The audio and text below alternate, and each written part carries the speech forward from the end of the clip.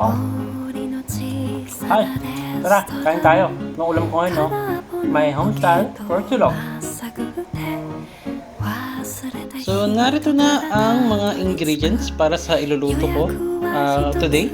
So, yan ang pork chop, cucumber, egg, pamintang durog, crispy pie, at kanin, yung natira kagabi. So, ang gagawin ko ngayon is my home-style pork silog. So, usual na kinakain ko rin sa bahay. Okay, so let's proceed now.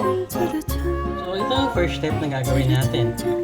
Siyempre, magpapakulo muna tayo ng pork chop. Kasi actually, prefer ko yung pork chop na pinakuluan mo na kasi para hindi siya masyadong malubog. Tapos, ano nga, hindi ka naman nagmamadali. And then, lagyan ng asin. Ayan, tulong mo lang ng asin. Nakakatulong din para sa asin.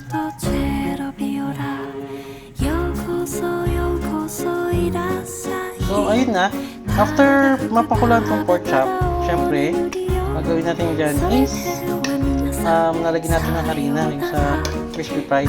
Kasi gusto ko na may iba talaga pag may crisp siya, may harina eh. Bago mo siya i-prito.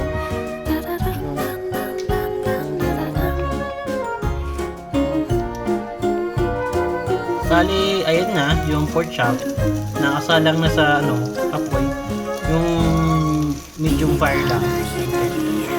So, after ko nyan, ilalagay ko naman yung itlog, kasama yung kasi sa pork silog ko na iluluto.